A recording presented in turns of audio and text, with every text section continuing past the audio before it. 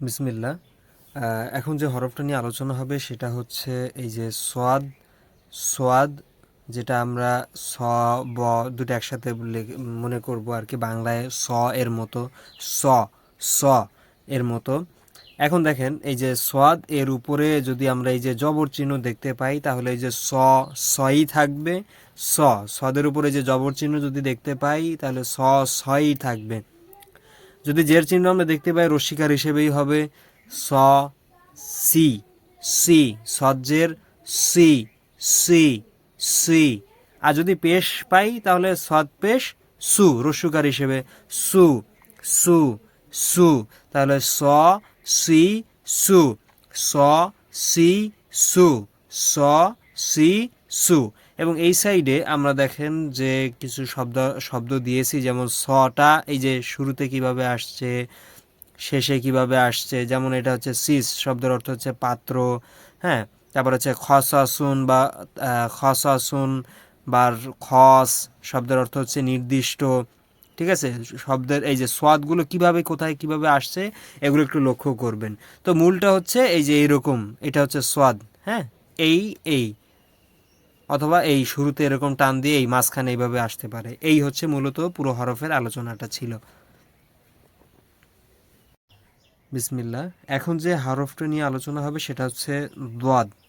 আর চিন্তার কারণ নাই, এই দোয়াদ এই অক্ষরটা আরবি শব্দে সবচেয়ে কঠিন অক্ষর হিসেবে ধরা হয়, মানে উচ্চারণের ক্ষেত্রে একটু কঠিন। এটা নিয়ে দ্বন্দ্ব আছে অনেকের মাঝে যে এটা দোয়াদ হবে না জোয়াদ হবে, জোয়াদ না দোয়াদ, মানে জয়ের মাঝামাঝি একটা উচ্চারণ মূলত আসবে। তো দেখেন অত চিন্তা করার দরকার নেই। আপনি যেটা দর হিসেবে দোয়াদও পড়তে পারেন অথবা দোয়াদও পড়তে পারেন। জয়ের মাঝামাঝি পড়লে সবচেয়ে বেটার হয়, তাহলে উভয়ের পক্ষে আমরা থাকতে পারবো।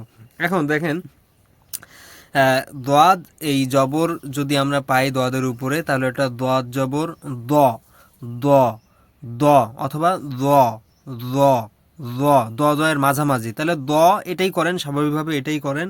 তা দোয়াদ জবর দ দ। তারপর হচ্ছে যদি জের হিসেবে আমরা পাই তাহলে দোয়াদ জের দি দি দি, ঠিক আছে। এবার যদি পেশ পাই তাহলে দোয়াদ পেশ দু দু দু দু। তাহলে দ দি দু, দ দি দু, দ দি দু, এইভাবে। এবং এই সাইডে আমরা দেখেন কিছু শব্দ দিয়ে দিয়েছি যে জোয়ারটাই যে শুরুতে আসছে, মাঝে আসছে, শেষে আসছে। যেমন এটা দ্বিদদ মানে হচ্ছে প্রতিষেধক, দ্বিদদ মানে হচ্ছে প্রতিষেধক, দ্বিদদ মানে হচ্ছে প্রতিষেধক। তারপরে আমরা এই যে হরহামেশা এই যে সূরা ফাতিহার মধ্যে বলে থাকি ওয়ালা দলিন, তাহলে এই হচ্ছে সেই দলিনের দোয়াদ। অথবা অনেকে পড়ে ওয়ালা দলিন, এভাবে অনেকে পড়ে।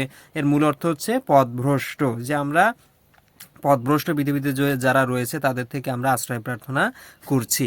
তো এই ছিল এই পূর্ণাঙ্গ আলোচনা এই হরফের। বিসমিল্লাহ।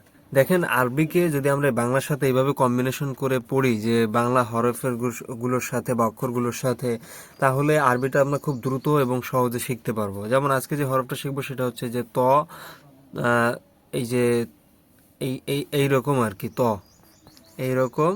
আর বাংলায় এটা ত হিসেবে ধরে নিয়েছি। এখন দেখেন ত এর উপর যদি আমরা এই যে জবর চিহ্ন পাই তাহলে ত জবর ত, ত জবর ত, যেটা আছে ওটাই থাকবে আর কি, উচ্চারণ পরিবর্তন হবে না। ত জবর ত, ত জবর ত। এবার যদি জের চিহ্ন পাই তাহলে তজের তি, তজের তি, রসিকার হিসেবে এখানে এটা ঠিক থাকবে আগের নিয়ম অনুপাতে, তজের তি, তজের তি। এবং তয়ের যদি আমরা পেশ পাই তাহলে তপেশ তু, তপেশ তু, তপেশ তু, ত তি তু, ত তি তু, ত তি তু। এখন এই সাইডে দেখেন আমরা এই যে এখানে যে অক্ষরগুলা শব্দের শুরুতে কিভাবে আসে, এই যে দেখেন শব্দের শুরুতে এইভাবে, হ্যাঁ, শব্দের মাঝে এইভাবে, এই যে শব্দের মাঝে এবং শব্দের শেষে এইভাবে। যেমন এইখানে হচ্ছে তলেব মানে হচ্ছে ছাত্র, তলিবুন মানে হচ্ছে ছাত্র, তলিবুন মানে হচ্ছে ছাত্র।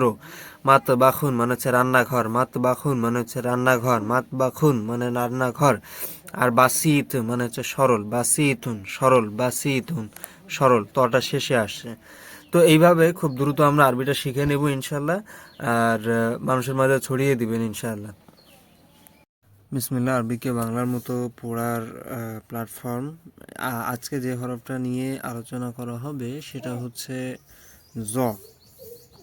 ঠিক আছে, এটা হচ্ছে এই যে জ হরফ, এইরকম একটা নোক্তা উপরে, আর বাংলা এটাকে আমরা অন্তর্জ বা জ হিসেবে ধরে নিয়েছি।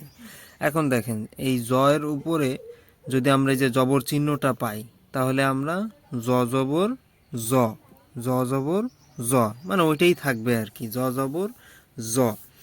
হ্যাঁ, আর যদি জের চিহ্ন দেখতে পাই, এই জের চিহ্নটা পাইলে জজের জি, জি, জজের জি, জজের জি।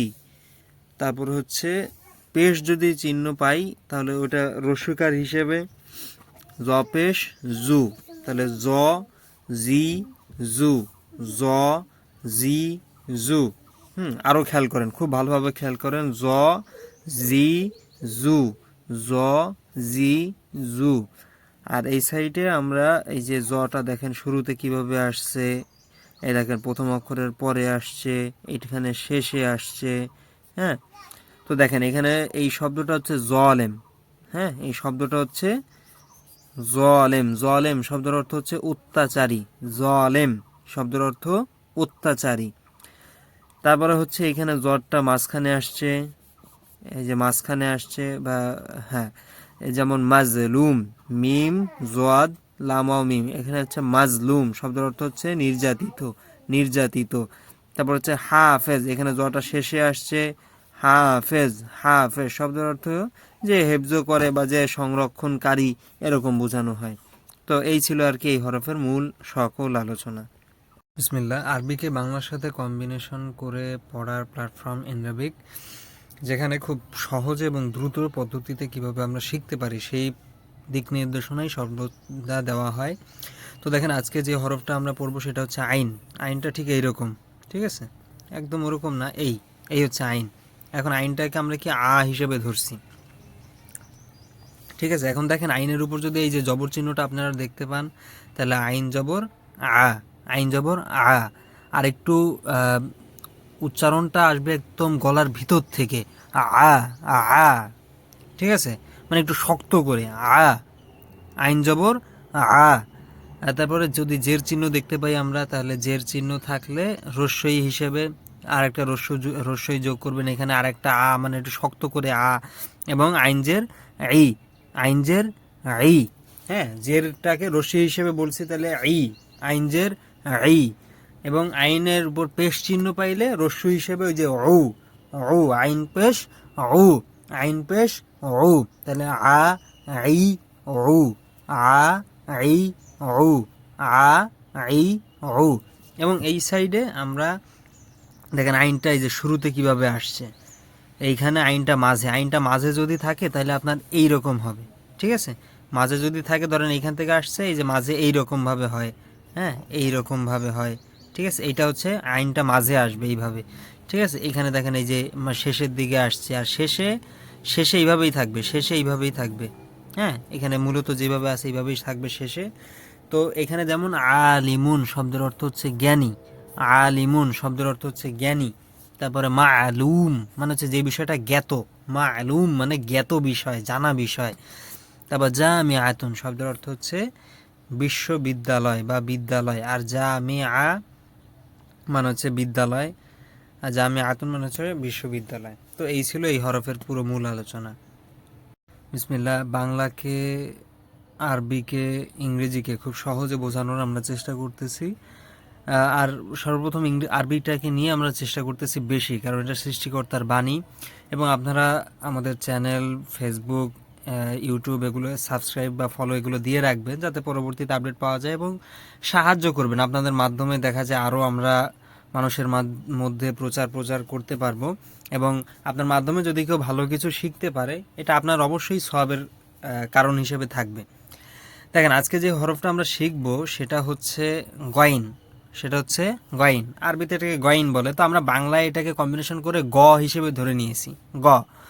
এখন দেখেন গইনের উপরে যদি আমি জবর চিহ্ন পাই, ওই একই রকম উচ্চারণটা থাকবে, গ, গাইন জবর গ, গাইন জবর গ।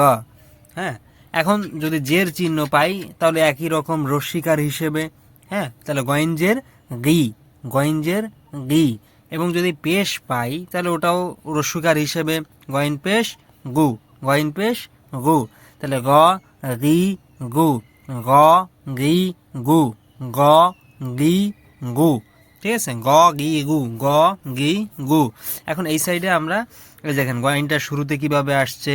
গইনটা এই যে মূলত এইভাবে একটা ফোঁটা থাকবে এরকম, মাঝে কিভাবে আসছে, মাঝে আইনের মতো আর উপরে একটা নোক্তা থাকবে। ঠিক আছে, একটু খেয়াল রাখবেন। আর শেষে হচ্ছে এইভাবে, এখানে হচ্ছে গবিয়ন মানে হচ্ছে বোকা, মাগরিব শব্দের অর্থ হচ্ছে পশ্চিম, এখানে হচ্ছে ফেরগ, ফেরগ শব্দের অর্থ হচ্ছে অবসর। তো এই ছিল এর মূল আলোচনা।